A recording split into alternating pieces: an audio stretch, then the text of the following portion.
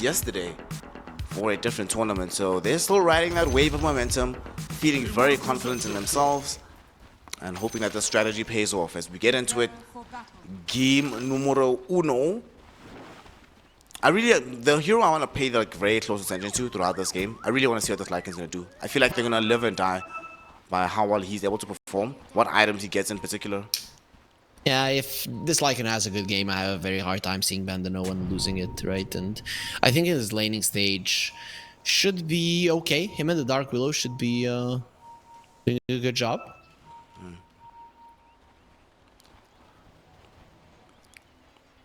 These wolves, another great aspect of this is being able to just hunt for vision.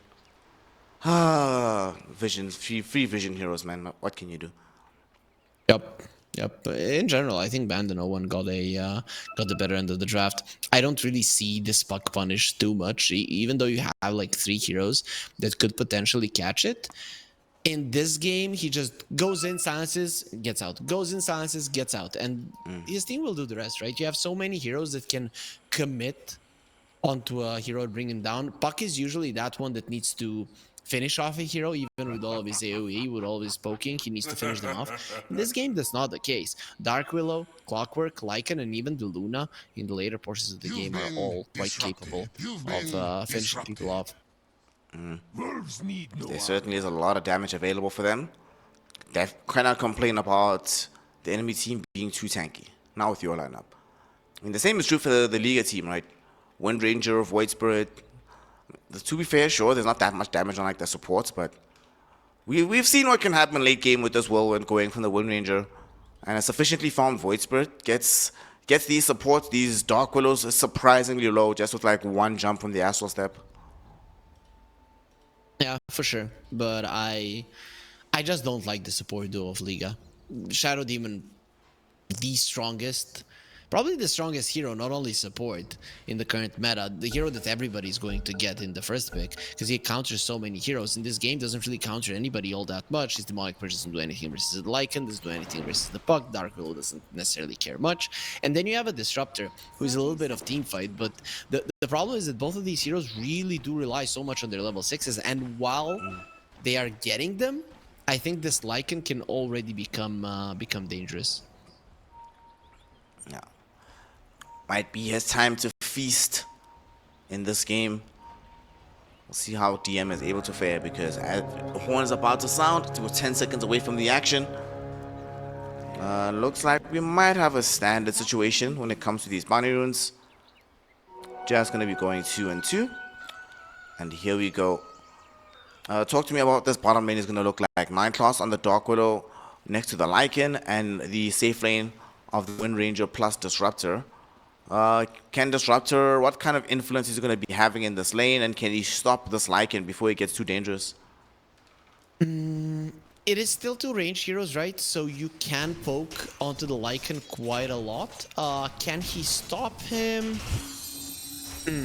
I don't necessarily think so. You need to be connecting all the power shots as well on top of the harassment from the Thunder Strike if you want EM to have a bad time. Yeah, bad times in the top lane. They're trying to enforce a bad time onto L1ga. Carlos letting that battery assault go, but just marinating this Doom. Not really fully hard committing on killing him. That's a power shot missed. Violent doesn't get the connection. 9 class is doing a good job. He's getting the hate onto himself, because at the point where the EM gets the Helm of the Iron Will, at that point you are no longer in any kind of trouble in this lane.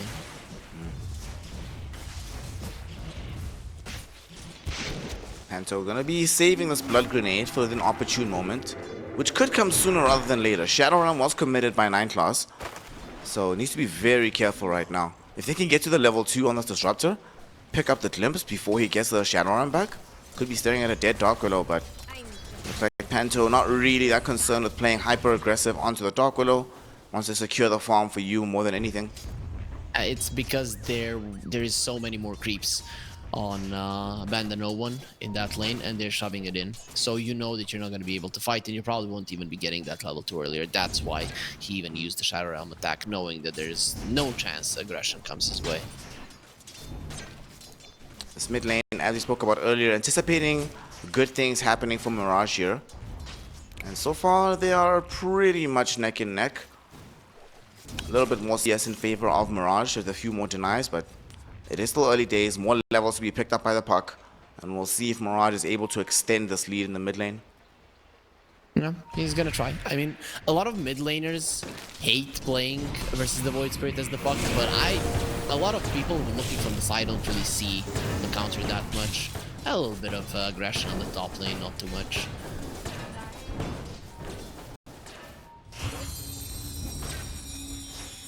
Not enough points, and Lucent Beam, we're just chilling. Nice and fun, guys. Nobody wants to make big mistakes. We know how close we are to getting to DreamLeague. Very big tournament early in the Dota calendar. You want to be able to hit the ground running, so now's not the time to be playing in a sloppy style. Yeah, Dota players are gonna be stacked with their schedules. They're gonna be playing like NBA players. Insane, right? Just traveling all the time from tournament to tournament, or in an NBA from game to game. But either way, it's this is not an easy schedule, no way. And teams need to make conscious decisions about skipping even some of the $1 million prize pool tournaments. Such a wild thing to think about, right? It's like $1 million on the line, guys. Sorry, it's not worth it for us. The overall health of our team is more important. It's like it's sort of like in those 2016, 2017 days where it truly was the Wild West when it came to all these tournaments. Oh, that's what we want to see. You know, we're the viewers. We want the big tournaments with big money on the line, so that we see what these teams really do have to offer. For now, what they have to offer is potentially a kill onto L1ga, as he came in to take away this water rune, succeeds in that endeavor, but definitely is going to give up the first blood, drawn in by no one. At the same time, these illusions from the Shadow Demon put no one really, really low. The Aether Remnant, it actually catches him. Mirage kills him off with the Resonant Pulse. Somehow that went right through the clockwork and brought the puck right back instead. Okay, that's a hack. That shouldn't work that way. Should connect onto the first hero, and he was literally blocking it so that it doesn't connect on the puck, and it goes through. I need to read that spell again. I'm starting to. That's fair and balanced, but I don't see the problem here. Yeah, sure. It's well. Either way, that is a very nice connection, and still, you got the first blood on the puck, so you're generally not going to be too mad about the outcome. Not the worst thing in the world. Mirage, we'll use some of this time right now with the level 6 just to pressure no one somewhat. We're going to be in the portion of the game where rotations are incoming, and the first one is to the top lane as Crystallis gets caught in with the disruption. Aggressively, they're trying to go onto this Luna. The damage coming in from the Thunderstrike. Panto really looking for this kill, and with that and the poisons, they succeed. Nineclaws trying to get himself out, but the additional damage from the Blood Grenade and the Demonic Poison kills him off. That is 2 for nothing. Glimpse back onto Ducalis, making it a third. A double kill for the Shadow Demon. Liga team, what a move in this top lane, completely catching the side of BandaNoone off guard right now. Yeah, that was really nicely done from them. I liked what the supports of Banda were trying to do to bring down the Doom. If they had managed to do it whilst the Luna was still alive or shortly after she died, it wouldn't have turned out that badly for them. But because they were committing so much for the Doom and he ultimately doesn't die, it is very easy to run them all down. Also, I didn't ask you, Snare. I didn't really see much of your voice line. I've been really loving this one from Vasilisa in the Russian one, Plucky. It's very cool. But what's your one? My one is Laduma. It's like a thing that people say when a goal is scored in South Africa, like in football. So a lot of South Africans ended up buying that one. Every now and then I'll play a game, I'll see a South African, and I'll be like, oh yeah, bro, I heard that, I was super excited, I put it in the game. And then what was the other one that I had? The other one actually came from a conversation I had last year with Ari. The one of no flame, but we need to make some changes. Speaking of, They're trying to change their fortunes against DM. Okay, he's fine. They're not gonna go on to him. He's fine. He's okay. He's okay. He's okay. Okay, once we have a South African or just African Dota region, really, I think it's I would really like that one, right? Especially if we would have some casters doing it in some local languages, it'd be quite fun. Fam, that literally sounds like a dream come true to me. You have no idea how gassed I'd be. You would Dota leave bid the or English something. cast. Oh. Is that did I say it right? Yeah, that's it, man. That's it. I'd actually do that thing of where like I'd be the translator for everybody, you know? You'd be speaking English, and then I'd bring it to the people back home. Okay, makes sense. Sounds good to me. As the game does continue, all three of the cores of Liga are topping the network chart. It is not a huge difference, but the supports difference is what is a big deal here, especially because level 6s are so important. One of said supports does find himself caught in this disruption, and the Shadow Demon. 2 poison stacks are out. 1 more should suffice for the kill, but the battery assault looks like it might get him out of danger. L1ga chasing down, has the Infernal Blade. Can he reach him in time? Phase Boots coming back off cooldown, and he's got him. Very nicely done by L1ga. Yep. Without that tree cut, you do not get the kill, and you would get juked by the Clockwork, but very nicely done using the pathing, not clicking around the tree, but clicking close to the tree and then cutting it down so that you shorten your path compared to the Clockwork. Beautiful. They did all of that without having to commit the Doom spell, so it's still available in the mid lane. Panto caught some vision of this puck. If he had the level 6, that would have been an excellent position. He went for the kinetic field here, so if he caught the Clockwork and the puck, could have held them in position. They'll give up for now. They have something more pressing to deal with. This juicy stack of creeps in the jungle. But the smoke is happening right now. BandaNoone, they want the bottom lane. This Wind Ranger is in trouble. I think he is aware, right? Violent? Get away. Okay, he's not. He's gonna not be able to go through the Twin Gate area because Crystallis is waiting for him on the high ground. Happy to rain in the beams from the heavens. Okay, that's a quick kill. Tier 1 tower should be in jeopardy. You have Lycan and Luna hitting on this thing, so after this cliff goes down, the tower should be soon to follow.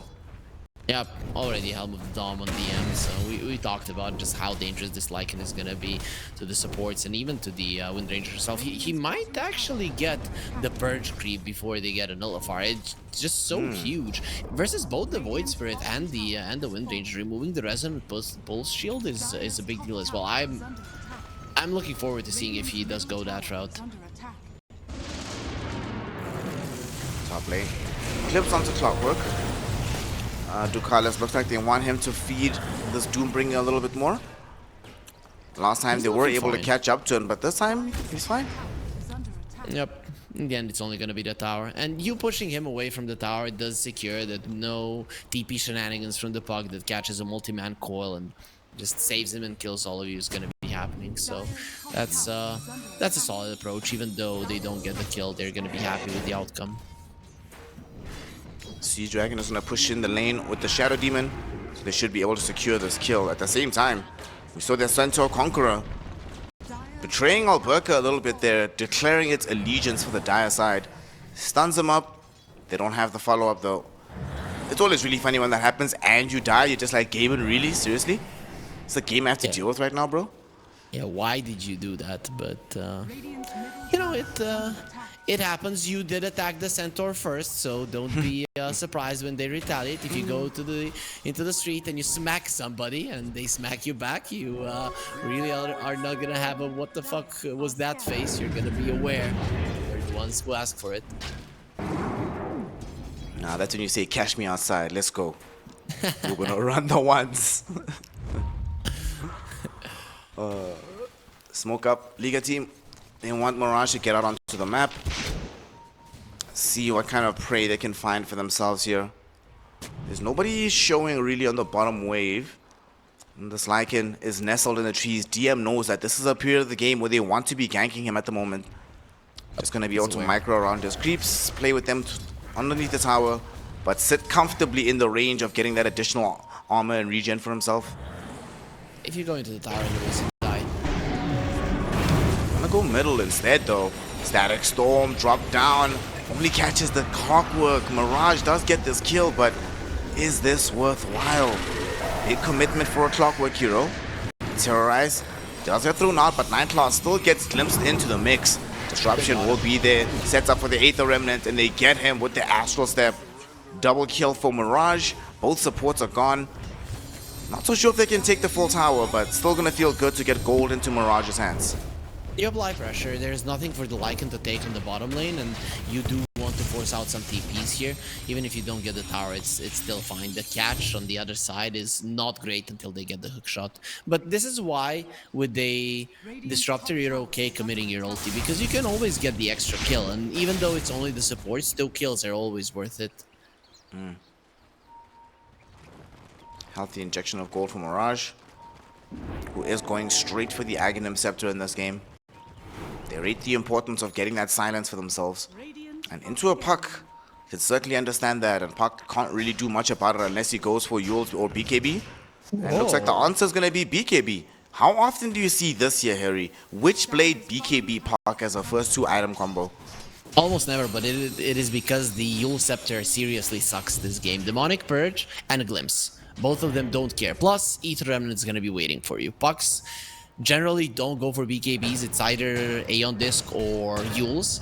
But this is out of necessity, really. And you know, picking a first big puck does have its downsides. Consequences to your decisions, gentlemen. Still though, he's farming decently well. Not very far behind the Void Spirit. In fact, all the cores are very close to each other. It's only this Luna who's relatively far behind, but even then it's a Luna. She can catch that up in no time. They have the Static Storm back. Again, if you are BandaNoone, you have to be very careful. But they think they can win this with farming, and I don't necessarily disagree. I still think if this Lycan is strong, that you can't do much about him. I like this build-up that he's going for as well. From the Helm of the Dominator immediately into the Overlord, then direct Nullify. He understands his role in this game. And Nullifier feels like such a good item. You know, it would have been even better if they had the Shadow Demon in their ranks, but this Helm, the Nully, what's Disruptor gonna do at that point? What's Shadow Demon gonna do for himself at that point? I mean, what's even the Windranger gonna do? That is a problem as well. Plus, we talked about the Resonant Pulse shield of Mirage. When you get the Sanctuary, you are relying so much on that shield, and well, you're not gonna have it. And they're gonna try to pick up some gold on the map by smoking up. Puck and Clockwork skirting around the edges of the fight, seeing if they can jump onto somebody, and now they see Mirage. He could be in danger. He jumps back in though, revealing the Aghanim Scepter. They're going in onto this Dark Willow. Nightclaw almost dead and will end up pausing. Dreamquell already committed by no one. So now the rest of the team of Banda should be wanting to leave the area. The tier 1 tower fell while all these shenanigans were taking place. So it's only a Dark Willow kill, and given that they got a tier 1 tower, I think they'll be okay with that one for Banda. Yeah, but that's no coil and no shapeshift, which means that L1ga can apply more pressure. So now they're the ones that can go for a smoke. It is nighttime versus the Luna, but she's probably not gonna be in a fight or anywhere close to it. So in my mind, L1ga are playing really, really good Dota, right? This time around, BandaNoone, I think they're playing better in the early mid game than they did in their previous series versus Spirit. But they're still a little bit more farming oriented. And the one move that they did go right now got kind of perfectly read by L1ga. Yeah. They understood the assignment, knew how to deal with it. How did they see them coming there? Like, they didn't even have an observer ward. That was just straight up like map reads, knowing exactly that the play was coming in that area. So, well done by L1ga. Reading the opposition is a massive part of Dota 2. Yeah, I mean, they had good vision on the high ground. They broke the smoke. They saw the Dark Willow standing there. They expected the enemies to be in the vicinity, and of course it was their item timing, so you're not afraid to go for a fight. Yeah. Sea Dragon push secures them this tier 1 tower. They glimpse back poor Ducalis, who unfortunately has become something of a pinata for his team. 4th death, feels like they're just coming in succession. But it's better than them finding the Lycan or the Luna, I guess. Yeah, I think the read of BandaNoone is that their scaling is better in this game. And Lycan has changed his mind, wants to go for an Orchid. This is fine as well. I think the idea is just to kill the Shadow Demon, right? Or any of the supports. If they do die or just reveal themselves to save each other, a Lycan's job is 90% done. Get on top of them and kill them. Either or, I like this. I wouldn't want to see more auras from him.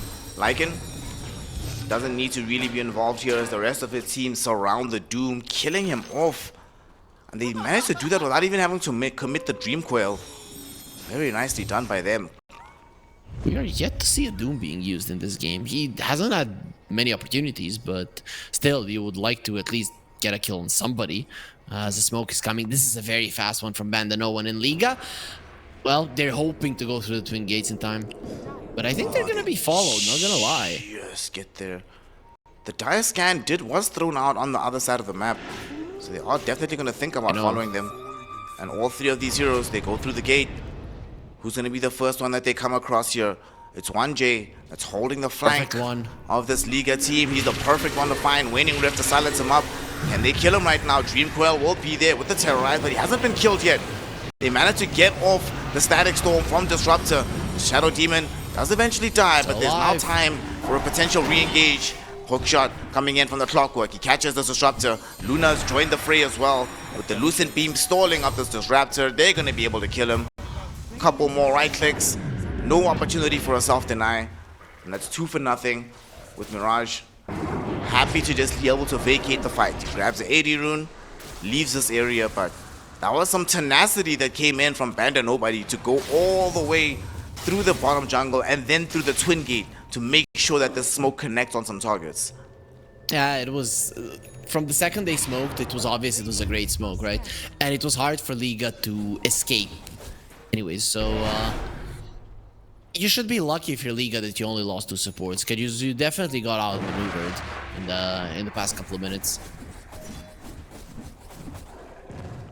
They're gonna try and run some outmaneuvering of their own, and look at this. Crystallis. There's no BKB on this Luna. AD rune now activated. Mirage with the jump forward. They really want to get Crystallis, and they are gonna get him. Luna dead, no buyback, no allies nearby.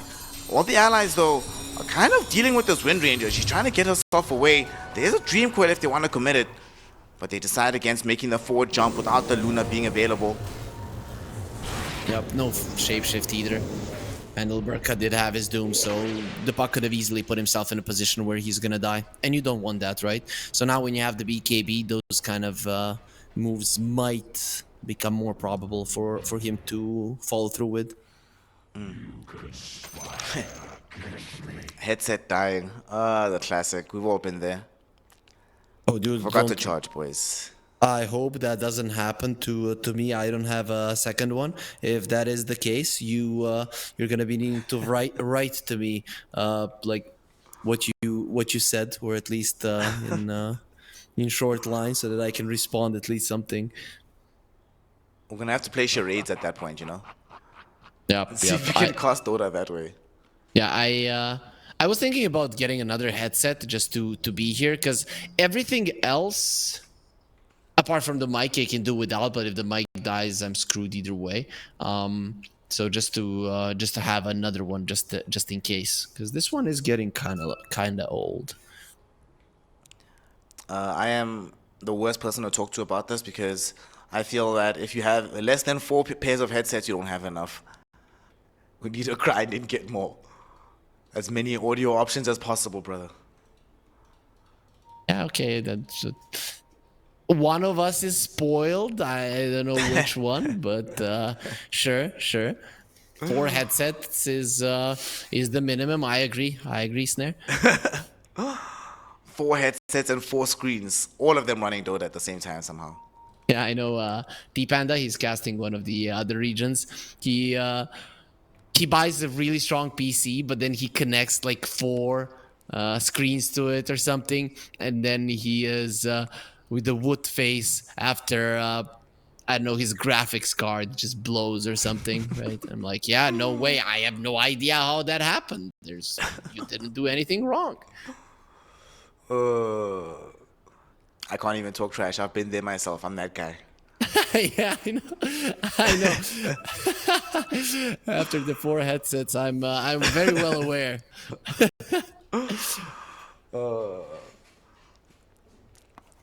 So this game, hanging in the balance, bro. It's super close. There's 2K net worth lead. Looking at the spread of gold across the entire team, really barely anything in it. Yes, these Radiant heroes do have more overall gold, but DM is still farmed, Luna's still farmed, this Puck is still farmed.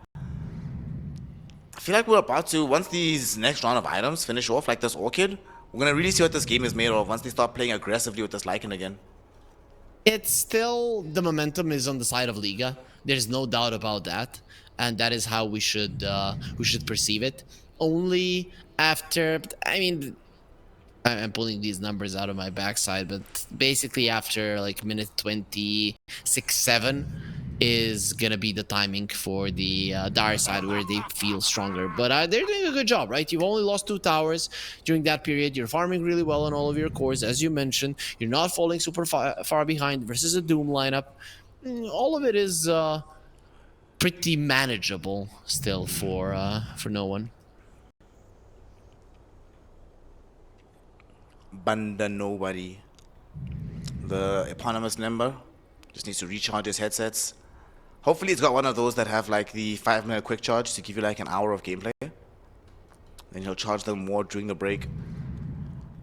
Dude, I'm baffled how fast the phones charge. Nowadays, I have a 33 watt charger, and I put my phone, I go to the bathroom, I come back, and I have like 30% of my battery more. When you said 35 watt charge, I thought you were gonna say 3310, the Nokia, the best phone ever. They should re-release that phone, man. I would buy one, really. I think there was kind of a release of something that looked similar that had a touch screen, but obviously when you drop it from the 10th floor, it does not break the floor, it breaks itself, and that was kind of the reason that we loved it. Ah, man, that phone was the best. Yep. Everybody had it. I think my father was even importing them at the time. Not sure if that. I know that he was importing some mobile phones. Not sure if it was those or maybe even some beforehand. I know there were some big ones beforehand. You know how big the first mobile phones were, like bigger than your classic home ones. The ones where you have to basically carry a briefcase just for the phone. Yep. Exactly. I remember those ones. We've fortunately moved on. But it's weird how technology evolves, right? Because we got to that point where phones became extremely tiny. What is that phone, the Motorola? The Razr. And you get these super thin phones, then phones started getting bigger and bigger and bigger again. Then they get smaller, then they get bigger. It's this classic cycle up and down. Yeah, it always goes that way. And then for everything, right? We think, oh, this is very cool new fashion. And then my parents look at me like, we wore that when we were your age. I'm like, what the hell? We are not really all that creative, are we? When it comes to drip, though, that's where we must advance into the future. We must show our parents drip that would make them faint, man. That's why I own so many skirts. We need to evolve the fashion game out here. Is that skirts is that relatively normal in your culture? Because I know it's not. They're not classic skirts like what girls would wear, and from the ones that I've seen you wearing. Nah, it's very much not normal in my culture. I've had a lot of beef with my family over some of my my fashion choices over the years. Like legitimate beef. I remember we once had we had a family camp, and I think we had a several hours long argument over me wearing nail polish. Good times. I don't know. I just have arguments with my wife that I have holes in my shirts. I don't care. No, So comrade, you can't be around. You can't have holes in your shirt, brother. no, that's No, like you're comrade. the beast, right? They come close and they know that you're strong, that the shirt is just breaking apart. That's what it means.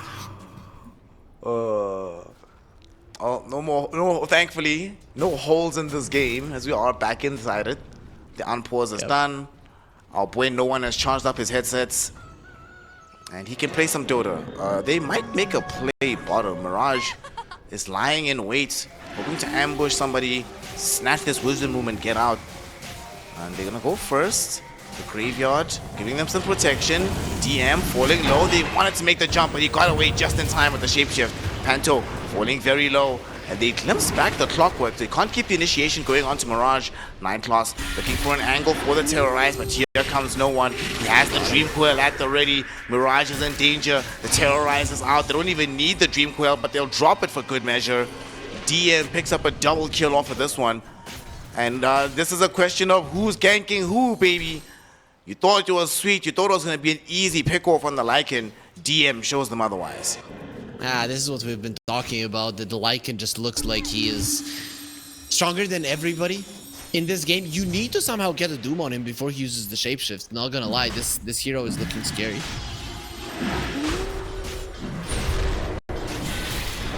Now Aegis is on the chopping block.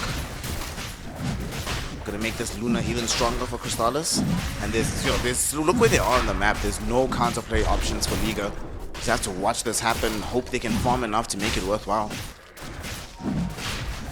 This is the momentum much easier than I expected from BandaNoone. Now with Crystallis having the Aegis, you don't even have to push the aggression all that much, right? Because it is daytime. So you wait a little bit, it gets to nighttime, your howl is stronger, you have more vision, the enemies are going to be feeling pretty bad about themselves, and you can use the Aegis mostly for farming, and I doubt that Liga are going to be going super aggressive while that's happening. They still need to finish off the Tormentor. That's the one thing that they left behind in that previous engagement. And DM's like, alright, my time to shine again. Got this Ancient Creep with me with the Orchid. Popping the Howl should be able to bring this one down. And it gets granted to Ducalis. Okay. The jetpack is always very nice. Yeah, Some both of them additional are fine. movement options. Liga are coming. They're gonna break the smoke. Ducalis, what a player. He breaks the smoke just as the entire team is coming in onto multiple heroes. Well done to him. And everybody else on the side of Banda just say, okay, bye. Thank you for the space, man. And look at the side Top lanes. lane. Oh no! The Doom! It gets thrown out onto no one, but Doesn't they care. don't have any possibility of cancelling the TP out. The Void Spirit was not there for the follow-up with the Aether Remnant. So he just pops BKB, already vindicated in the item decision here. Yep, and Puck doesn't really need more than 6-second BKB in this game, right? It's just to get out of the static storm, basically, right? That is what you bought it for, or for emergencies like this one. So you're getting that BKB down. It's nice, but it's not necessarily one of those crippling experiences like, let's say, a Sven losing his BKB charge. No one now, despite lacking that BKB, will pick up the head middle. Looking for this kill onto the Shadow Demon. Oh, what a break. He is in an awkward place, but the Static Storm, it catches out onto no one. And here comes Violent, throwing in the Whirlwind. So much damage. Can he kill off no one? No, he cannot. Instead, the rest of the fight breaks forward with the death onto this Disruptor. Crystallis here with the BKB and the Aegis. He wants to wreak havoc, killing off the Doombringer. On the other side of the fight, Mirage forced to try and dissimulate back towards his team, but they stall him up. There's going to be a Centaur Conqueror Stomp, and they kill him. No one on a dominating streak on that one. It is a 3-for-1 exchange. The Puck, who was under threat initially, ends up surviving till the very end, and they're the ones that get the teamfight victory here. It was... The fight was looking okay for Liga up until the point that the pipe and the Crimson Guard expired. The second that happens, it's over, right? The damage on the other side is going to be overwhelming. And that Crimson Guard only lasts for 10 seconds. You are not easily going to be doing much during that time. Beautiful. This Puck, okay, it's shackled. Very nicely done here. But oh no, Gaben! Are you kidding me? Centaur Conqueror on the dire payroll here, comes through to bail out this puck. No one's smiling ear to ear at the luck that he's just got for himself. I don't know, he calculated it, he used the orb. Just kidding, I have no idea why that center came over and stunned them. It's not fair. We gotta check that bank account of that Sense of Conqueror. Well, he is kind of dead, so maybe his family is getting something. Life insurance policy. I'll bail you out if you take care of my family. Literal kamikaze.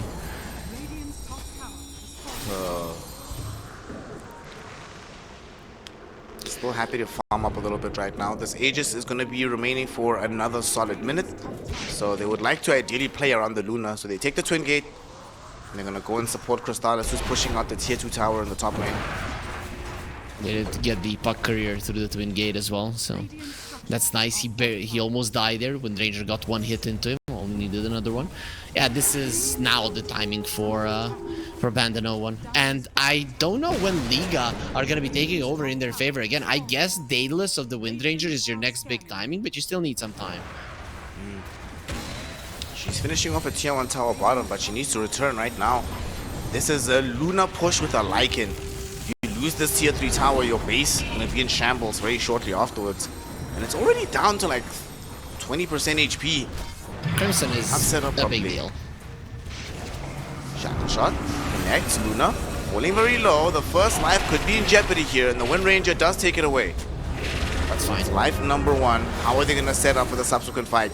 She does have BKB, but they have succeeded in the primary objective, bringing down the tier 3 tower. She pops the BKB, now trying to turn the fight, but the Wind One doing way too much damage from Violet, forcing these heroes away. They've already killed off this Dark Willow. Shackle shot doesn't connect onto anybody, but still, the damage of this hero is threatening the entirety of the BandaNoone. They glimpse back the Clockwork, who tried to jetpack away, but they say, no, my friend, we know where you live. We want you to come home. 2 kills, double for Violet. And they don't manage to defend the tier 3 tower, but they don't lose the racks either. Cool play from Noone. He used the orb to the side, blink. Got that one last hit that was needed on the tower. Earlier, DM was trying to do it with the walls, but just not enough damage. And they do get it down, but Liga are going to be having that Daedalus. And I think this is a timing that you need to kind of evade if you're on the side of Banda. So I'm just thinking, how do you deal with it? Yeah, you probably wait for your nullifier if you are if you're Banda. That's the best way forward, not gonna lie. That Nully is going to be the next item choice for DM on his Lycan. Feeling like a very strong hero right now. Up until that point, you probably just shove in the waves and try to force out TPs. That's what you do. Of course, a mistake can always happen if you are if you're constantly pressuring. So try not to be on your side of the map if you're BandaNoone. Taking this advice and shoving things through in the mid lane. They're under vision. Inside the jungle. That is a problem. Whenever you're under vision, you could very easily die. I think you've gotten to a point if you're Banda now that it's gem time. Yeah, the Clockwork has already queued it up. It is a necessity at this point, because Liga with better vision, which they shouldn't have in this game, but if they get it inside of a fight, they will win, right? They are starting to look scary. Hell, thanks to the vision game, 1 ward and deep next to where the tier 1 tower was, 1 ward in the bottom safe lane. They're able to evade an entire 4-hero gank and still pick off this young Dark Willow with no counterplay. So, yep, absolutely correct. Need this Clockwork, open up the map for them, force them to play blind for Liga. And also, whenever you're playing a vision game and you're losing that vision battle against Disruptor, the game just gets exponentially more difficult. The Wind Ranger is level 20. I'm guessing he's gonna get the focus fire damage reduction, and then he's really going to be hurting people with the whirlwind. So he's still thinking about it. No, there's really nothing to think about. You just want to murder people, especially this Luna. I actually want to see what the stats are. I want to go check in between the games of people who actually take the shackle shot duration. I'm sure you probably misclick that from time to time, right? There's no way you take that on purpose. Yeah, I would guess in pubs, maybe somebody does get it on purpose, but in competitive games, I would be very surprised if anybody goes for that one. I mean, we have seen support wind rangers, but even support wind rangers at some point do turn into right clickers. Liga gonna end up smoking up. They have left their right clicker out of this rotation, who's just busy farming in this mid lane. And they are moving towards the bottom side of the map. They pay out exactly where they believe the Luna is at. Drawing a direct beat towards her. Crystallis does have access to the BKB. No Aegis, and now they get the jump. They're moving in. The BKB TP out though is on. The glimpse will not actually affect. So he is A-OK. 8-second charge expended, but definitely better than dying. Yeah, and lucky for them, the Roche is not going to be spawning, right? If the Roche spawns now and you don't have a BKB on the Luna, that is a big deal for Liga. But because it is a longer respawn, it's not going to be that big of a deal. But still, Liga, they have the level 20 Wind Ranger and the Daedalus. It is daytime, and the Roche fight is going to be something that will be in their favor. They're the Radiant side as well, so they should save their buybacks and make sure that the next Roche is theirs. That is how you win this game. If you lose the next Roche, I have a very hard time seeing Liga winning the game. 1 minute 20 until the next Roshan does arrive. Nullifier will be done by then. And they do have a gem on the puck, so it's about clearing out the vision as well. So you can see that Liga are already posturing in the bottom lane. They understand how important it is to hold this area, to hold their vision that they have there. Banda did find themselves getting scouted out. So scouting them out with the scan rather in the bottom lane. So they should know that there are several heroes there. Pretty large wave coming in through the mid lane. Yep. So the Roshan not back yet. These 45 seconds might force somebody to have to come back, lest you just straight up lose the tower. You might even lose more, right? Because when these creeps get into the base, they are just going to be sending the creeps towards the top lane. And at least you take the range access. Then later on down the line, you get the shard on Lycan. No, wait, he already has it. And the lanes are going to be shoving in too much. Bottom lane, they have a small skirmish here. Wind Ranger versus Puck. Both of them trigger off their BKBs. That will signal the rest of Liga to start collapsing into the jungle. Panto is here searching for somebody. Glimpses back to Carlos. They commit the Static Storm onto this Clockwork. Should be able to find this kill. But that's all they're going to grab from this. It still did cost the tier 3 tower going down in the mid lane. Banda are very well aware that they're weaker at the moment, right? They're waiting for some of the items.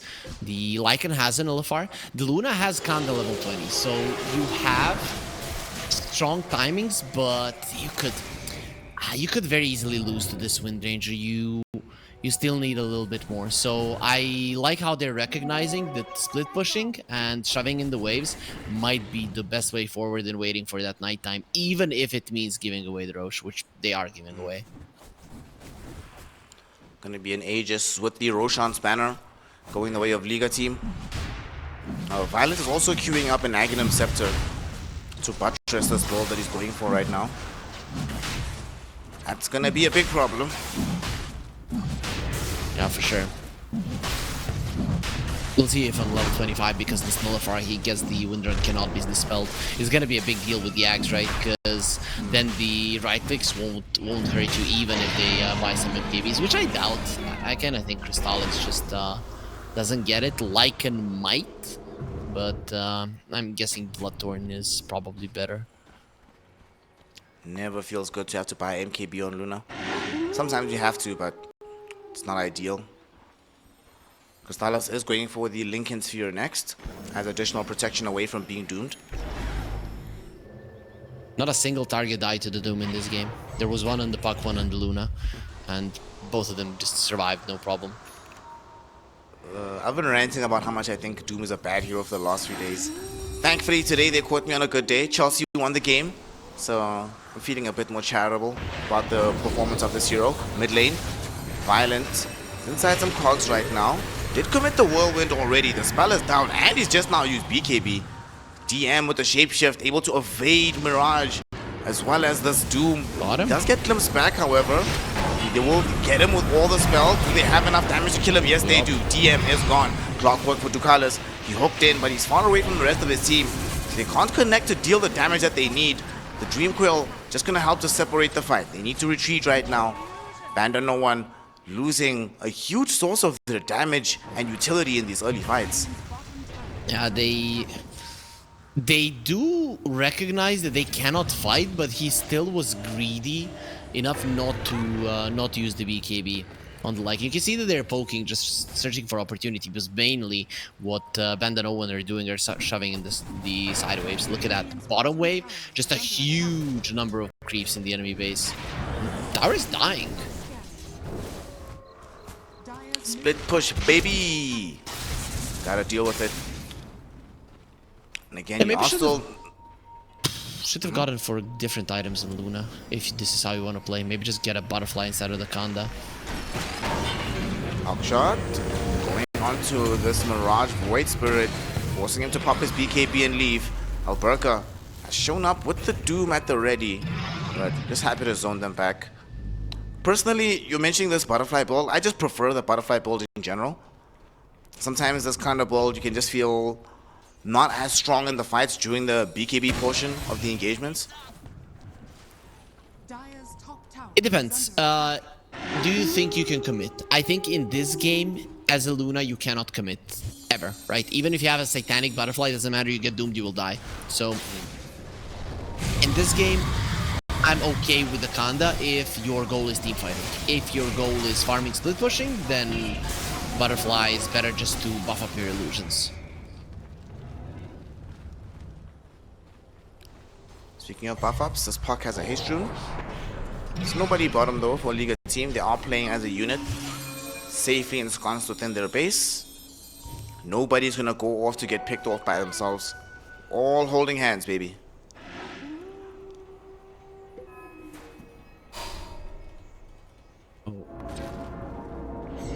They are delaying the Sagas a lot. The thing is that this time around, Liga having the Aegis, that means that they are gonna be surviving the nighttime with flying colors, right? There's gonna be maybe a minute left on nighttime once the Aegis expires, so you are gonna be fine. You chill for a minute and then you overtake the map. It's not even gonna matter that you don't really have all that much vision on it.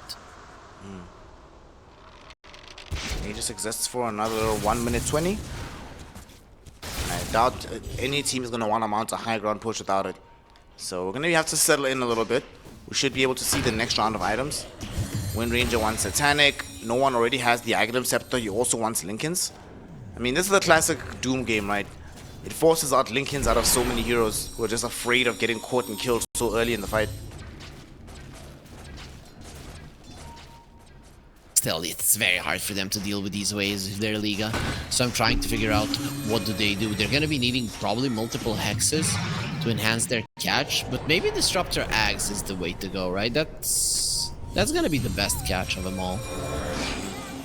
We're not that far away from the item either. He actually gets the glimpse back onto no one. No one does pop the BKB, turning around with the clockwork, and they are able to find that kill. The jump in from Mirage, looking for anybody on the backline. They don't find them though.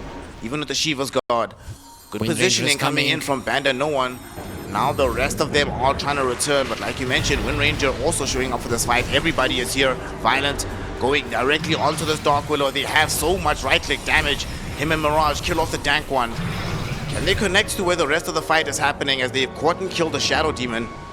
Mirage hoping to get some more here. Jumping in onto the Lycan, stalling him out. He gets hurt with the Nullifier, pops his BKB. The Shiva is blinking. It's L1ga looking towards the back end of the fight, but the Eclipse from the Luna with the right-click damage. It's doing way too much, but unfortunately for him, Violent is on his face with the Whirlwind going. He was patient with the spell, waiting to utilize it only on the Luna, and it succeeds. They now glimpse back onto this puck. The Doom was also held judiciously by L1ga. 3 heroes in exchange for 1, and a massive team fight going the way of Liga. Yeah, I can't believe that there was so much disconnect.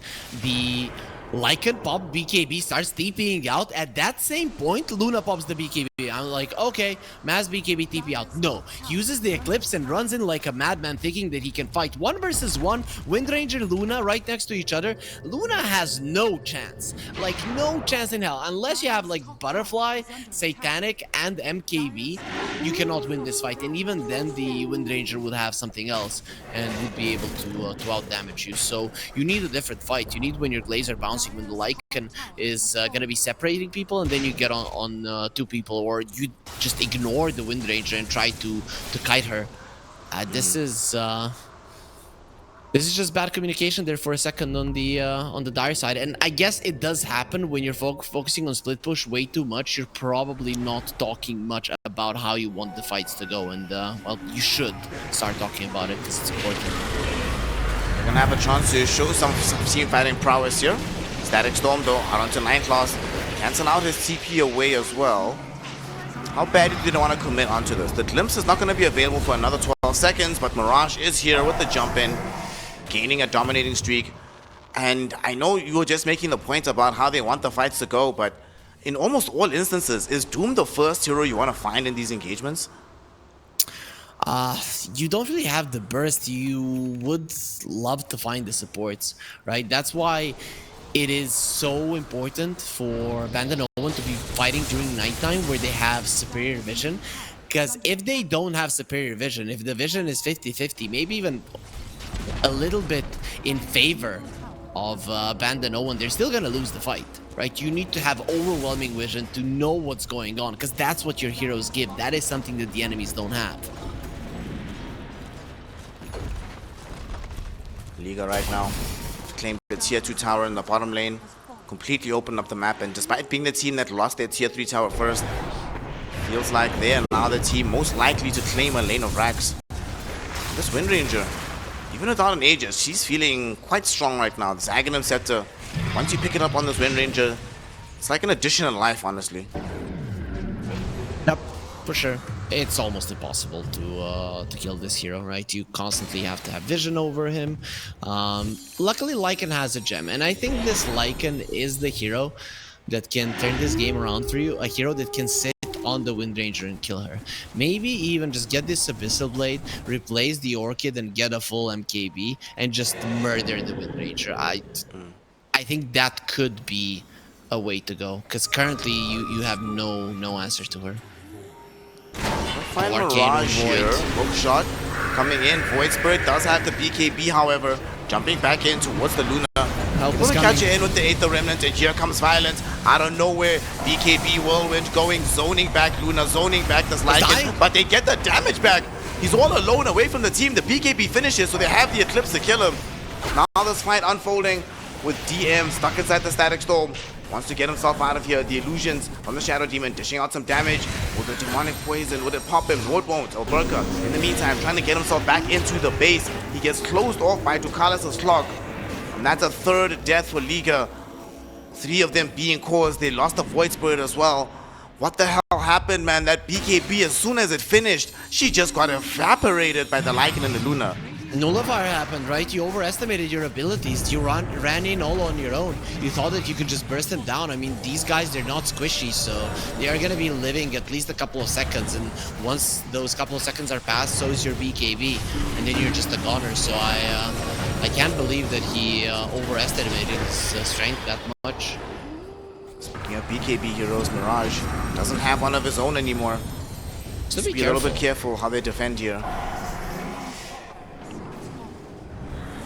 It's Roche time, right? I don't know if they should be pushing this. Probably they're trying to get the glyph and go back, but preparing for Roche or even taking it probably would have been a better choice.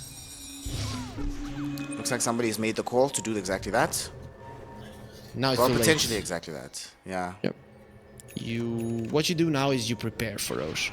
You don't necessarily walk into the pit and start doing it, right? You just prepare, you secure the area, you devoid everything that the enemies have, and you go from there.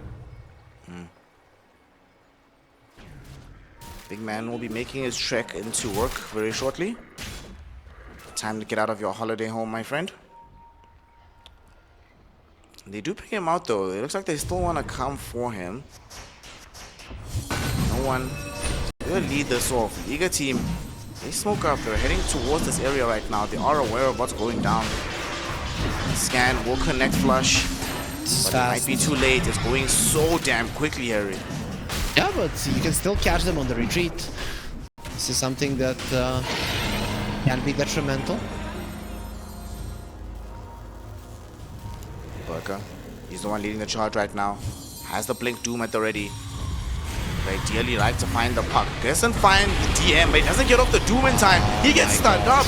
He gets off his BKB eventually, but this is not going to really matter. Wind Ranger as well, caught inside the Dream Coil. She's trying to get away. As the Whirlwind going, has been dishing out a ton of damage, but she dies before she can get to Chrysalis. So we still have a Luna involved in this fight. Now on the high ground, both supports end up getting killed off. They even buy back on this Doom. But to what avail? He's not going to be able to reach the fight in time. A 4-for-nothing trade. They don't even get this Luna. She's still carrying this Aegis. Who has the refresher? It's on the puck, right? They saved it for the fight. And now puck is level 25. Lycan, level 24. Luna, level 25 as well. And now Luna's 25 is actually strong, right? With the extra Lucent Beam connection. Luna and Lycan with their reflexes there change the fight, right? He jumps in on the Lycan, pops the BKB, Lucent Beam connects onto the Doom and stops his animation and he dies. Without that Doom being thrown out on the Lycan, he just runs around in his form and he completely separates the fight. At that point, it's just impossible for Liga to win it. Now they're going to be forced into having to consider, do we buy back on our Wind Ranger? They will pop the Glyph. With the Roshan span on the high ground, the Lycan army nearby, and a Luna prepared to hit on your buildings. What can you do? They go in onto a Burka. Dream Coil is committed. They're still holding this buyback. No one will pop the refresher. Once in the secondary Dream Coil, they get the Abyssal Blade out onto this Doom, and Doom dies. 100 seconds, no buyback. They get back to Mirage now as well. He gets bashed. Mirage needs to pop BKB and run away. Able to dissimulate into the base with the Astral Step. Barely gets out of this one. No one, not even going to be threatened with the BKB active. They cannot really do anything. At the very least, though, they do get the Dark Willow. Last lane. Now Whirlwind is down. Shackle Shot going forward onto DM. He's being dragged back into the base, but he does have a BKB. Mega creeps. Megas are up now, and look at this damage onto Violence. This Wind Ranger, she doesn't have any lifesteal. Needs to get back into the fountain to heal up. But that just means that more and more of this base gets eaten alive. And look at this Luna! With the Kanda 25 talent, the damage from that Lucent Beam burst through onto the Disruptor, forcing him into having to buy back. Oh boy. That looked like a Sven jumping in, getting a 3k crit. Mirage forced into the base as well. And look at Luna go. We have to With fight. all the building damage in the world, they have to try and do something to stop this. 35 seconds, still no Doom. They go in with the Whirlwind. The Lycan comes in with the bash, the nullifier onto Wind Ranger. They do lose the first life though. Whirlwind still going. DM almost dying from this one too. He's gonna be forced away from the fight. He actually does get killed off by Mirage. Mirage though caught in the Dream Coil. This pierces spell immunity, so he cannot move around in this fight. He dies. No buyback available from him. Violent gonna do his utmost, but it's Mirana or Wind Ranger against the world, and the world is gonna win. GG, well played is called. And it will be the boys of BandaNoone who secure Game 1 victory in a thrilling encounter here in the upper bracket semifinal. Looking really good, BandaNoone. I can see that they're getting in good form after their Arsenal. So let's find out what's going to happen with Game 2, Liga team versus BandaNoone. Let's see what we're going to end up getting here. If they win for BandaNobody, they go through into the winners final, 1 BO3 away from DreamLeague. But if you drop down, it's not the end of the world. Still have a secondary life, still have multiple opportunities to come back in. So Liga team need not despair even if they end up losing this game. I'm sad we don't have a best of 5 in this qualifier. Not gonna lie, I'm happy that 2 teams from Eastern Europe are going, because definitely this region deserves it. Like, look at how stacked it is with the teams. But I would have liked if we had gotten a best of 5 at the end. Yeah, me too. And it adds that additional layer of drama, right? When only one team can go through at the end. Yep, exactly. For sure. Best of 5s are a beast of their own, especially if the teams are close to each other. What about best of sevens, bro? Yeah, they're beasts to go through for everybody, man. I think it's hard on the audience, it's hard on the casters. I don't even want to think about the poor players. Yeah. Do you remember that classic best of seven between Newbie and DK, where they took a break after game 3? Like, I think it was like a 2-hour break or something to interact with the audience. And when they came back, they got reverse swept, man. All 7 games. What can you do? Bottom lane in the jungle here, Ducalis losing a lot of HP. They would love to get this first blood. 1J finding the vision. Now Burka will draw the kill, taking out Ducalis. Good way to be able to start the game off for himself. Yeah, you asked me if I was an anime guy, and I answered that somewhat. Well, you know what comes to mind every single time that I see the electromagnetic repulsion? And do you know? Can you guess? Shinra Tensei, man. Shinra Tensei every single time they come close. That's what it is. Oh, I should have guessed. That's a good one. That's a good one. Yep. A Naruto enjoyer. That's what I like to see. Of course. Shout out to cannot also our weave boy signs. Mangeku, who just joined Shopify Rebellion with the most weeb name of all time in Dota. We appreciate it. Yeah, I guess. Though, you know, the Uchiha were loved with the female audience as well, so maybe that was his goal. Yeah. The thing about Naruto as well is that the Akatsuki robes sort of ruined cosplay in the black community because everybody was doing Akatsuki robes, man, all day, every day. It became kind of disgusting, honestly. Yeah, I'm sorry, but it doesn't affect me, so I don't know, right? But I do feel for you. Anyways, let's focus on the lanes. I wanted to be special here. with my Akatsuki robes, but I didn't get to be special. Feels bad, man. Yes. Looking at these lanes, what do you make? So 9 class playing this Wind Ranger as a support. We don't get to see this all that often. What's the upshot of having her as a position 4 relative to position 1? I think it does kind of the same as a 1, just slower. The thing is that you're focusing a little bit more on lining up the shackles properly, and 9 class is the type of player that can play these weird-ish supports just because he is very good at getting the skill shots out, right? So I would assume that he should do well on this hero. Down bottom, Crystallis suffering a little bit of harass here. Ducalis did have access to the Shinra Tensei. Pops the heroes back, creates some space. Alchemist, he's got a healing salve. He'll be fine. He'll be A-okay. So far, so good in the laning stage for Liga, right? As an alchemist, you want to be farming well in the laning stage now. People tend to forget, they think, oh, it's an alchemist, he'll come back. No, now your laning stage is more important than it ever was for this hero. Just because the gold doesn't scale, it's always the same, right? So you do want to do well in the laning stage to create a difference, and with only 10 CS, it's a problem. Gonna have to perform a little bit more. Top lane, Violent and Panto. We're putting some pressure out onto DM, who ended up securing the Lotus. Okay, it looks Violent. like Violent picked it up. Nice done. Yep. He went inside of the pool, and then you know that you're not gonna have any turn rate, right? Not even that millisecond, and then it's yours 99% of the time. It is smart. We're struggling in the CS department in the top lane. Mid is pretty much exactly even, so no one's always happy when it's like that, but DM, only 9 CS to his name at the moment. Yep, not looking good here for Banda at all, right? It's a rough one to be in. I'm thinking about their rotations from the mid lane once the time does come, but you need like level 7, level 8 on the voice spirit for that to happen. This is pretty good for Liga. Speaking of rotations, I wonder if Mirage is gonna play this like Squadix played it earlier on the Invoker, making like a rotation at 6.5 minutes. I would be fine with that, right? Especially because you're winning the laning phase, and then you don't mind the voice spirit being left in the mid lane alone. As soon as you make sure that he doesn't get the runes, you go. I think that's the way to do it. We'll get our answer in about 90 seconds when the power rune comes up. This bottom lane, this Kunkka has now become the CS leader on the map. It's Kunkka. Man, what a hero. Why did they give him Admiral's Rum, dude? I'm still gonna complain about this for a very long time. Because he's an admiral. And on the boat, that is the preferred drink. For some reason.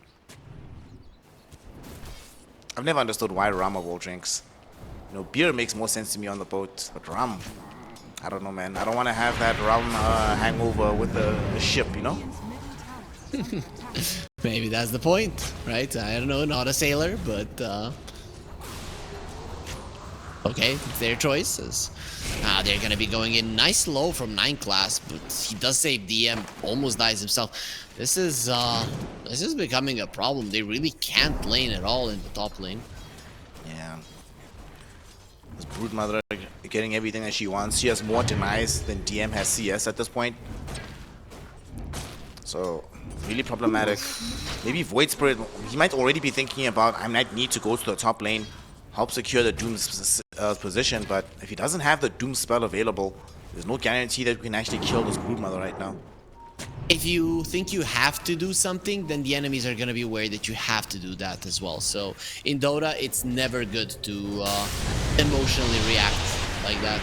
Oh, they cannot bottle refill. Oh no, the cold snap disables the bottle refill. Or at least we'll be able to get a couple charges out of it. Glimpse back onto 1J, bringing him towards the rune spot. Does activate the invis, but there is a sentry drop down, so they should be able to find that kill. Mirage looking to get some revenge onto 9 class. One more right click is all he needs. But the cold snap, not going to be able to get the kill through the wind run. Last second, it came back off cooldown. 9 class uses it to survive. Also dodges a tornado. Have they debated in this Invoker? Glimpse back towards where this Void Spirit is, and the jump in from no one. Ducal is credited with the kill. Back.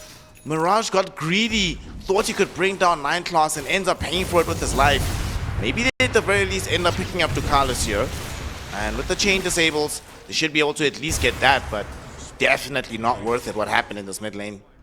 Yeah, for sure, for sure. And now when you get that little bit of an advantage in the mid lane, you can start forcing the issue around the Void Spirit. And that's the way, because if you look at L1ga, do they want to fight in the mid lane? No. So why did they really focus on that one? I guess the Invoker really wanted 9 class, but very nice movement, nice side steps to the tornado, getting the wind run just in time as the last right click is flying towards him. All of it just worked out. This 9 class guy might not have been able to perform at TI, of course. Shout out European visa issues, but there's a reason he was on the Tundra squad. They ended up placing super highly at the tournament. Mans is a real baller, and now in this mid lane, we're going to see him yet again laying into this Invoker who gets glimpsed back. The shackle shot not going to be thrown out just yet. It won't connect, but it doesn't matter. They have enough damage. No one finding this Invoker, and now Mirage. Back-to-back deaths in this mid lane. It was going okay earlier on. A far cry from that right now. Yep, I mean, Enigma did crush the lane, made sure that the Doom is having a bad time. The problem is that his ability to rotate to the mid lane is non-existent, so you really do suck in that department. I'm starting to be afraid for L1ga, because Banda have definitely found a crack in the armor that they can exploit quite heavily. Glimpse back onto L1ga, so he can't get the X onto this Void Spirit. And yeah, sure, the Doom. The thing is as well, with all these movements, they now can't make these rotations with the Invoker to the side lanes. They're forced to play more centrally, so does mean they haven't taken the tower top. They will commit onto killing DM here. No one does make this move. Unfortunately, it comes a little bit too late to save the Doom. But with the assistance of 9 class, maybe they can kill Panto. They jump in onto the Enigma. Enigma will die heads up. At the same time though, Violent going on to 9 class, wants to kill him off. The kinetic field holding him from getting the full chase forward. But Mirage is on the other side, throwing in the right clicks and getting the kill. No one. Flame Break pushes him back. There's a glimpse onto this Broodmother. No one though has to assimilate in 10 seconds. 1 second for an Astral Step. Does manage to get away, drops an Aether Remnant, but 1J is still on top of him. A little bit more damage with the Firefly, and it's gonna be enough. 1J, his feet on the desk, he gets himself the kill onto the Void Spirit. What a response from L1ga in the top lane. I can't believe that they went for that play from Banda, right? You've understood that the mid lane is the place to fight, and you go to the Broodmother's lair. Literally, that's the only lair lane that you should never go to fight at the moment until you are certain that you are stronger than your opponents. And it wasn't even a defensive play. They literally went aggressively. And I think this is how it's going to end every single time. Just let go of the spider. Spider is sweeping towards middle though. They want to try and catch DM. He's like, do you think you can escape me just because you left lane, buddy? Think again. I'm going to make this move on top of you. L1ga here with the chain disabled, the torrent, the boat flying in. DM is caught. Doesn't even have enough mana to cast his ultimate here, Harry. He's dead. They can't really respond. Try to do it before DMP. You have to defend this tower. There is no black hole, lucky for you. But it's close. Okay, he just got it. Ooh, okay. Perfect time. Nice little remnant onto L1ga. They're trying to go onto this Kunka. Crystallis has just shown up. They are able to get the first kill onto L1ga, getting the glimpse back onto 1J. The Firefly gets him onto the high ground. Whether or not it'll get him to safety, no, it will not. 9 class with the power shot. Grabs the snipe. And they defend the tier 1 tower. They don't manage to force out the black hole, but the crucial thing, they don't give up any kills in the process either. The one at the top did die, right? And considering that the Alchemist would want to farm this part of the map at some point, this is going to be a problem because Violent is going to be holding this area without many chances that you can take it back. We talked about it already. Fighting this guy is very hard, and it did go for necrotic webs, which is in itself an Alchemist counter. Yeah, that's actually a good point, right? With the necrotic waves, they might not even feel the need to buy the vessel on the Invoker. And indeed, they are skipping that, going straight for this damage build with the Witchblade. Is he going to do the no one build, Witchblade Maelstrom? That's going to be the question to see. I don't think so. I think it's Witchblade BKB. That's what it looks like to me, because the glimpse is too big of a problem. If you get surrounded by enemies, you will die.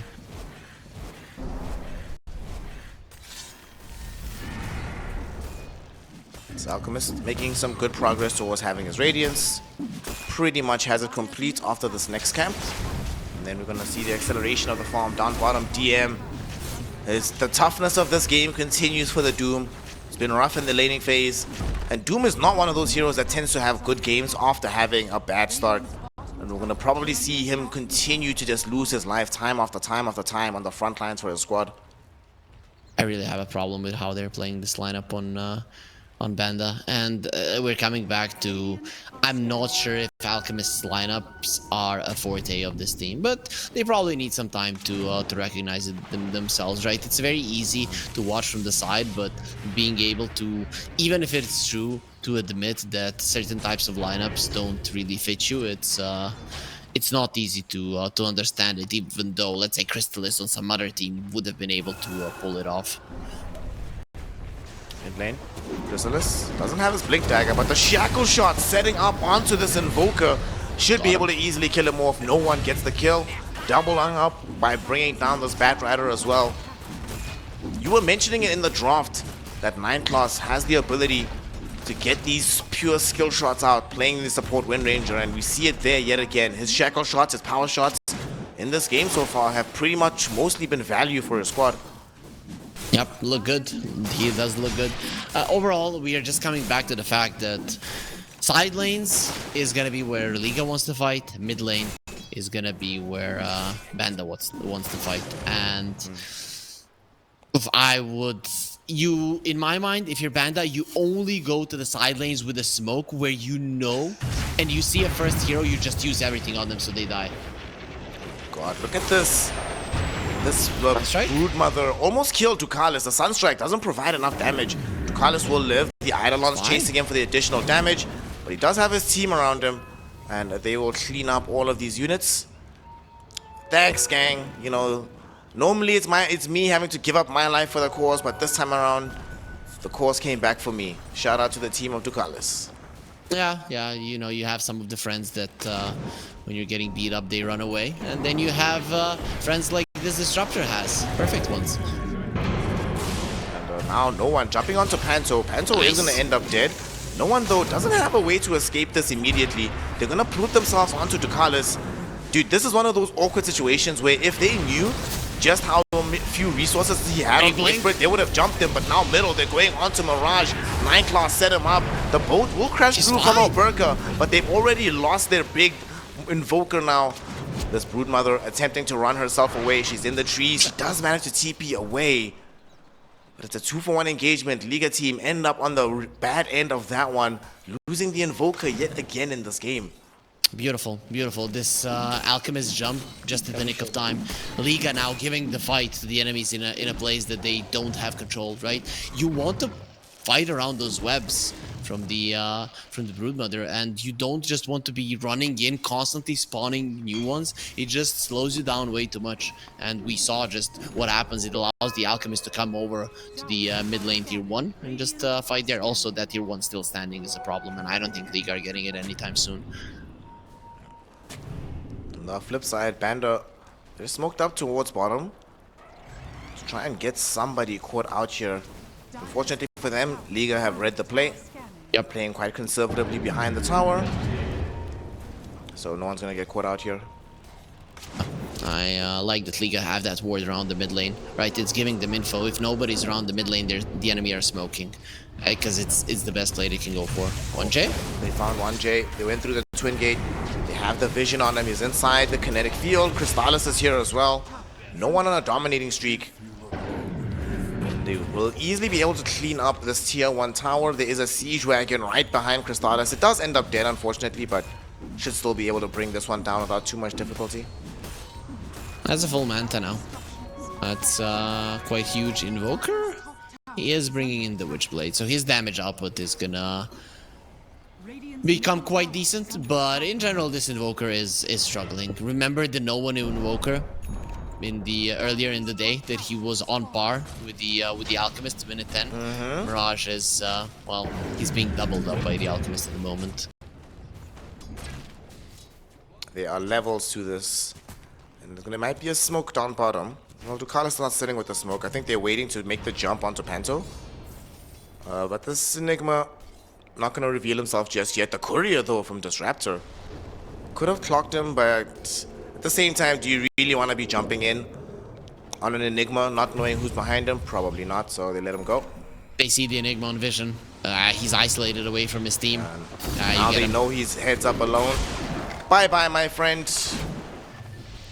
It's actually kind of a pity, right? Because he made the correct move to avoid the initial gank. And then he thought he was completely safe, but the move he made afterwards is actually what puts him in danger. Game is hard. I just can't believe that Banda, every single time in this early mid game, they make mistakes and they're having issues, and then as suddenly as they hit some of their timings, they start playing so well. I think what this team is missing is, you know, those moves that you poke, force TPs, and go back out. If they just perfect that in those couple of minutes where they don't have their item timings, this team is gonna be scary, even on the international stage. Good now. He is scouting out Crystallis. He sees him, but doesn't want any of that smoke. It's like, this is not the guy to fight right now. Let him go. I mean, he's got Blink Dagger, Radiance, BKB about to be finished, and a Dragon Scale. Not going to be easy to kill before his team crashes in on you. Oh, that's so much farm from Crystallis. The Broodmother not paying attention. You have to pay attention to that. It's too much. Has a full BKB. Thanks, Brood. Much appreciated, fam. he bought a BKB for the enemy, and he fed him his children. So it sounds kind of bizarre, but that's what happened. Did finish off the full Manta at the very least, so we have Manta Echo Saber on this Broodmother.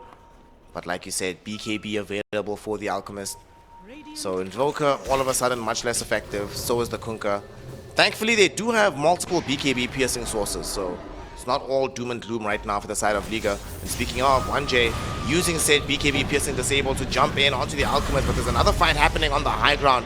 Void Spirit looked like he was caught out, managed to escape for a while.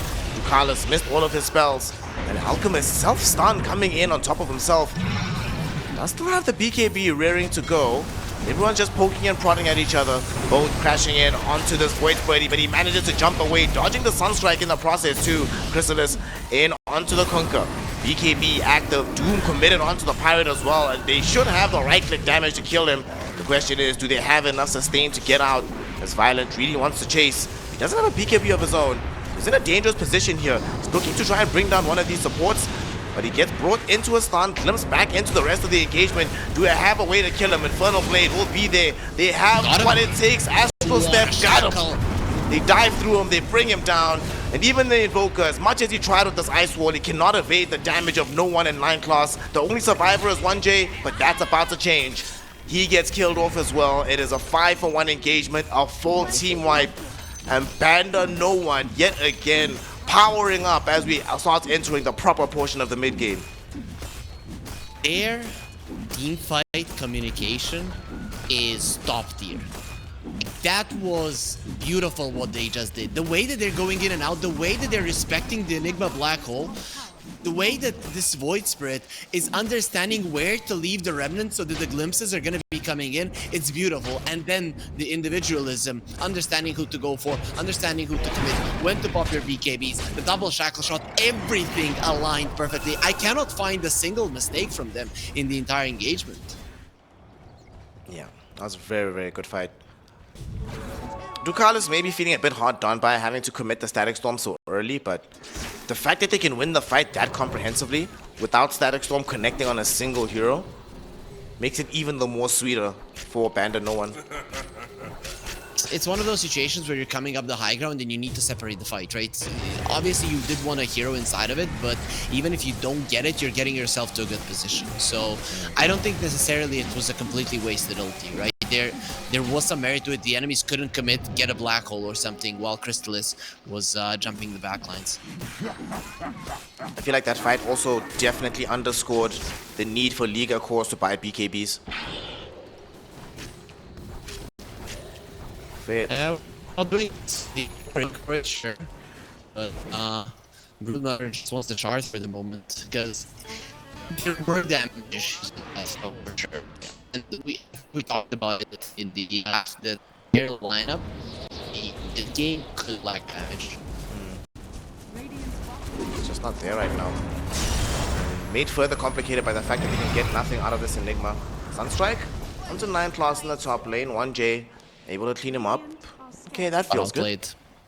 Yeah, quite a lot. He got outplayed because he wanted to get a shackle shot and the trees got burned by the Bat Riders. So then he just got lassoed and pulled into a Sunstrike. This time around, Liga play things quite well. So poor Kunka in danger here. They're checking if he's in the Roshan pit. And now they see him. Crystallis went onto the high ground, gets the vision, gonna stun him up. Long duration stun at that. And no matter how tanky you are, my friend, you're not tanky enough to survive this one. Wicked 6 streak right now for no one. And this could open up the path to Roche. The one thing that is kind of scary is it is still an enemy tier 1 nearby. So that might dissuade them from making this move, but very nice kill on the Kunka. They have good vision, so they're not something that's spotted by enemies. And the Kunka being that is the main hero, I would hate if they walk into it. But it is again, their lineup other than the Alchemist isn't that great at taking it. So maybe you just won't utilize the strengths of your heroes with this catch. Yeah. I think maybe just wait for the nighttime version. Take it on the top side of the map. Or at least try and marinate the tier 1 tower for now. Yeah, for the first Roche, you usually don't have buybacks. Broodmother has changed her mind after picking up this. She didn't even pick up the Aghanim shot. Made the executive call. It's either you make the executive call or someone on your team clicks on you and says, please, for the love of God, bro, just buy BKB. And you're like, okay, fine.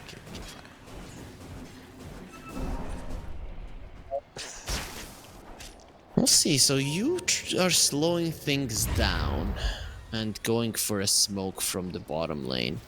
Is there any objective around which they want to catch their enemies? This is a smoke that could be anticipated by Liga.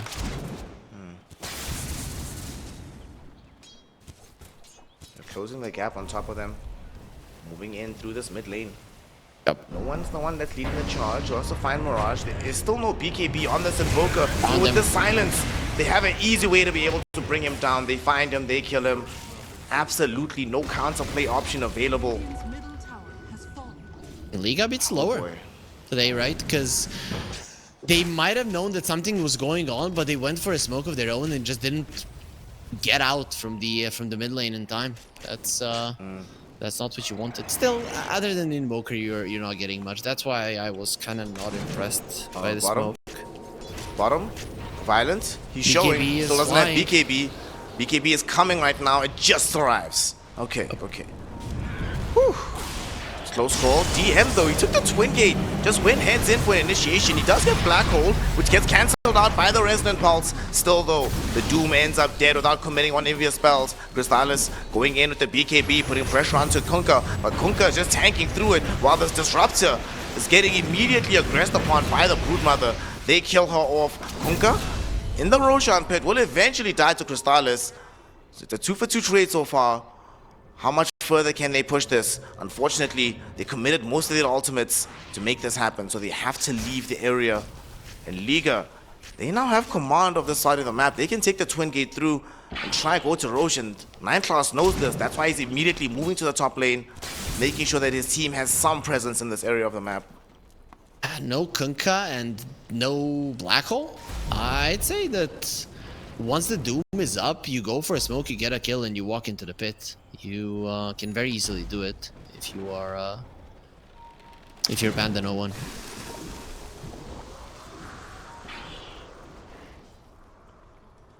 And they have an AC now available on Crystallis. He's building into the Abyssal Blade. And we got to see in that last fight the impact that having BKB can have for this Broodmother. I'm so glad that he changed his mind.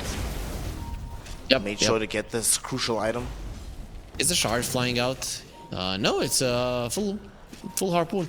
I still think he needs to get that shard, right? It really changes the damage output of the Brood significantly. Do you ever play this hero, this Broodmother?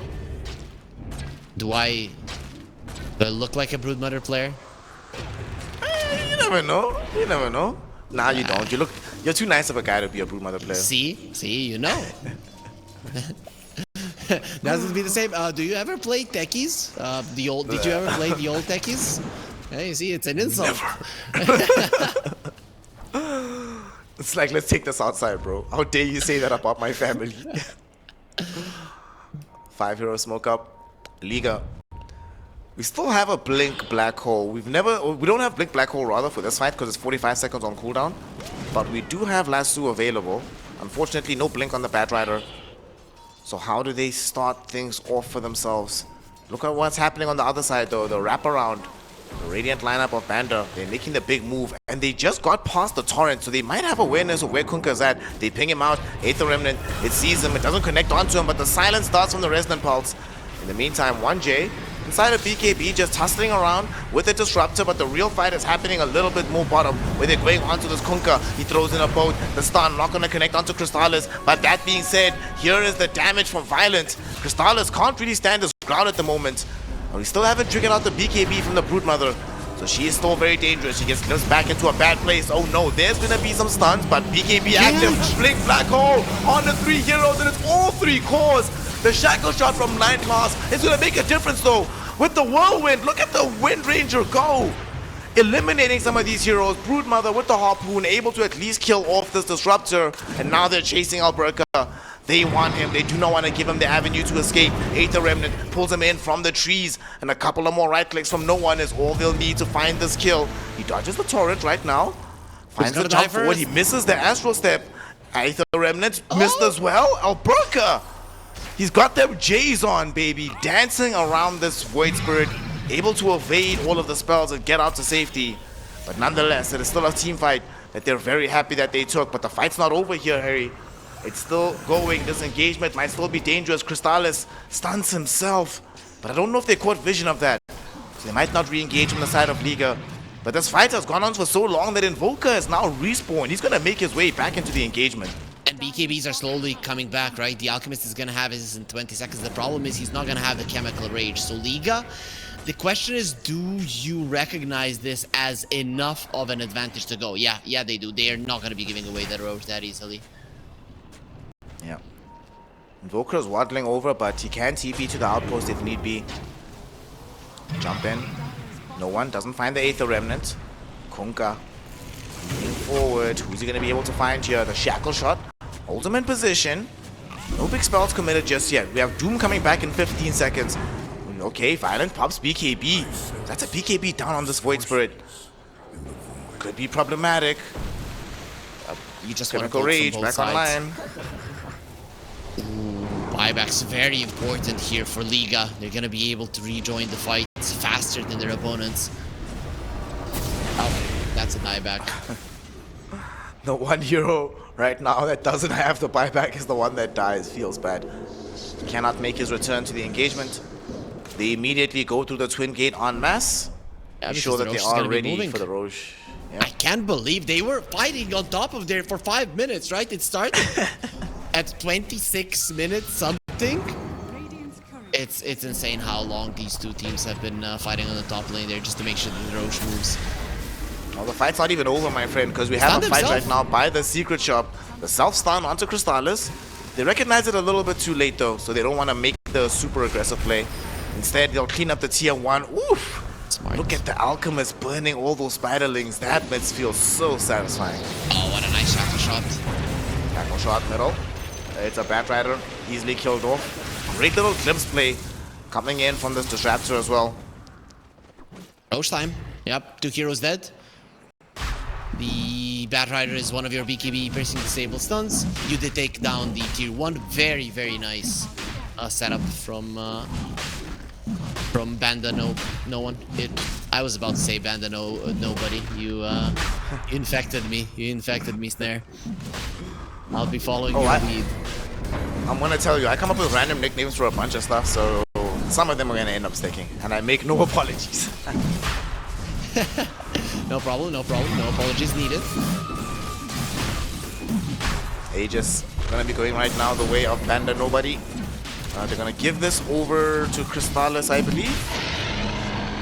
Or they give it to no one. Well, it makes more sense, right? All of these transform heroes are kind of terrible at the Aegis, so give it to the one that can have a really big impact on the secondary life.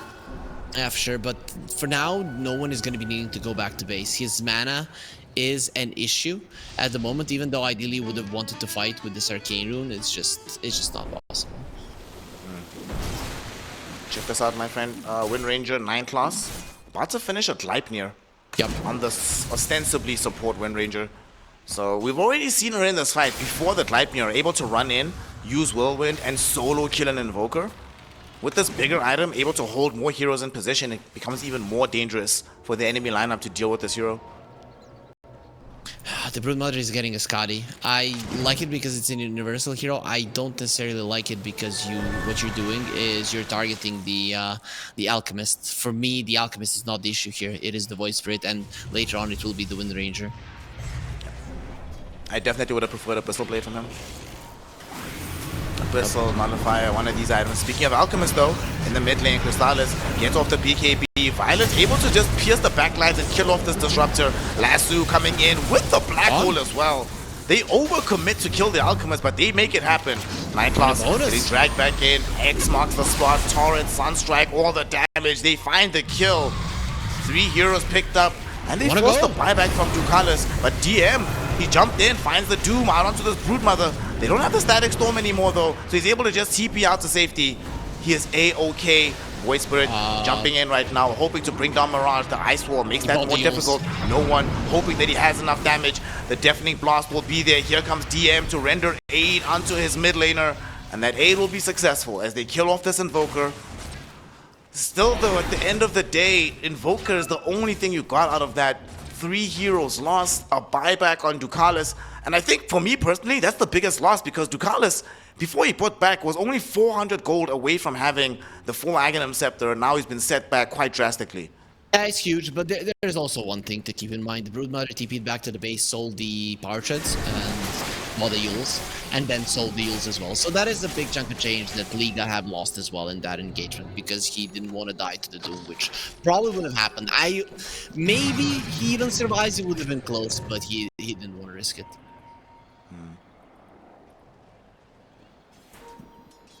For the cost-effective item, that's where you start spam buying the braces. It's a little bit cheaper than buying a full Yules. Dragging back right now. He is trying to get back with the X. He wants to go home, and he's fine. In the meantime, Disruptor is not violent, able to get the jump in and kill off the Raptor. That is a full-on dieback on Disruptor. Crystallis piercing the backlines. He jumps on the Invoker and the Kunkka at the same time. Both of them stunned. Kunkka is gone. In the meantime, Panto trying to play the edge of this fight. The Enigma will be able to get away while Silence just cleans up on this Wind Ranger. No, not yet. Shackle Shot prevents him from doing it. No one now jumping back in, looking for the Spiderling. Crystallis wanted to stun him up, but the BKB is going to be available. In the meantime, stun up with the lasso onto this Doom. Doom is dying. Violent wanting to find the final damage, eventually makes it happen. Doom is down for the count. It's a 2-for-2 engagement. No chemical rage. They want more harpoon onto Crystallis. At the same time, though, he's turning around with the stun. His BKB just came back off cooldown. It's now all of a sudden Violent, the one that's in danger, trying to run himself away. No one does not have access to another Astral Step, but the Gleipnir from 9 Class, in tandem with the Shiva's Guard, it finds and kills the Spider. No buyback for him available either. And Mirage just ran out of damage. It could not impact the fight any longer. It was a 2-for-2 at some point. Now it's a 4-for-2. And Mirage might not be able to escape this one either. Here is going to be the Shackle Shot connecting onto a tree. They caught him. They killed him. 9 Class, a hero of this engagement, turns it into a full 5-hero wipe. I cannot believe that that ward there on the high ground is standing there for the full duration. It's giving so much info to them. That's why they're able to engage, re-engage, engage, re-engage, because they know from which angle the enemies are coming, and now in the end they even get the extra Invoker kill just because of that. The Void Spirit didn't have no more mana, but because he knows exactly where the enemy Invoker is, he can connect the Remnant and get the kill. It's just beautiful what no one is doing to Liga. It is him and 9 Class, as you're mentioning, in these fights, dancing around, getting so many of those connections with their spells and with their items and getting the kills. It's a show between the two of them. 9 Class, 5, 4, and 21. No one, 16, 1, and 14. So that's 2 games in a day that he's been able to get 30 kill involvements on his Void Spirit. No one messed up. He got flame breaked and it did cancel his Aegis regen, so now he's gonna have mana issues. Yeah, he's still gonna be able to claim the lane of Rax through middle, and they're gonna be happy to retreat from this one. Wait for the Aegis unless somebody comes out. No one, just de-warding on the way, so there's no surprise shenanigans while they're leaving. Violent finally bought that shard. I think he really has been lacking damage in these fights, right? The only reason 9 Class survived in that engagement is because the Broodmother didn't kill him fast enough, right? Because he didn't have the shard. And now, next fight, well, if you get the connection, if you do get on top of this Wind Ranger, you will be able to kill her, especially if it's towards the end of the Insatiable Hunger. Are you sure, brother? She just picked up a BKB on this Wind Ranger. BKB, Enchanted Quiver, Solar Crest, Gleipnir with double Bracer. She has 3000 HP. I don't know, fam. I feel like it's going to be a... Even if you do kill her, I feel like she'll count it as a win if Broodmother has to waste like his own BKB or a lot of attention in the fight, only dealing with the Wind Ranger. Girls are afraid of spiders. She will make a mistake and she will die. Just kidding. Nah, yeah, it is becoming increasingly difficult to bring him down for sure. But it's not impossible, right? You make a mistake, even if you have the BKB. If the Wind Run does stop, he can kill him in a matter of 2 seconds. Another massive item that they haven't revealed just yet that Liga do not know is available. Disruptor Aghanim Scepter. Okay. No blink. So that is a that is still fine for Liga because he's not gonna be catching them that fast. Yep. Out barely. Whoa, whoa, whoa, whoa. That was so close. Level 25s are here. The Astral Step crit. And Alchemist still away from the... I'm guessing movement speed. Regen doesn't make much sense through the Necrotic Webs and the Scotty. Yeah. Speaking of the Alchemist, he's been caught. There's the Black Hole. They're actually bursting through him. They caught him with Chemical Rage Downs with an easy kill for Liga. Now they still have Lasso available, so this follow-up fight could be complicated. The Bad Rider finding 9 Claws in the middle of this engagement. They're looking towards killing the Disruptor first, and he will die. But in the meantime, Violent, he's surrounded by Crystallis and 9 Claws, who's become an additional carry for the team. And with the Whirlwind damage, the Spider has no counterplay options. They killed him through the BKB even. 9 Class has both more farm than both the Invoker and the Kunkka. That's just the state of the game for him right now. You know, normally when the team that has Alchemist is winning, their net worth is inflated purely by the Alch, but here I feel like Ninth Loss is the one that's actually distorting these net worth figures. Though a lot of the supports are farmed in this game, yeah, or more so the Kunkka and the Invoker are on this one. Jump in right now, Batrider. One of the more farmed heroes, but he doesn't have buyback. And now the two heroes stun coming in from Crystallis onto Invoker and Enigma. Both of them die without buyback. Liga just have to watch impotently as their entire base gets taken. And I think they're not even going to bother with the bottom lane. They're going for the jugular. They can smell that winner bracket final. Can Liga even do anything about this? No, they don't have any of their heroes. Kunkka is tanky, he's not tanky enough to survive. And they will even ignore him, right? Oh no, the Kunkka is coming, what are we gonna do? We just let him drink his rum, run around, and wait for his throne to fall. The throne has indeed fallen. BandaNoone fulfill the prediction of Harry Freak. They make it a 2-0. GG, well played. And they are the first team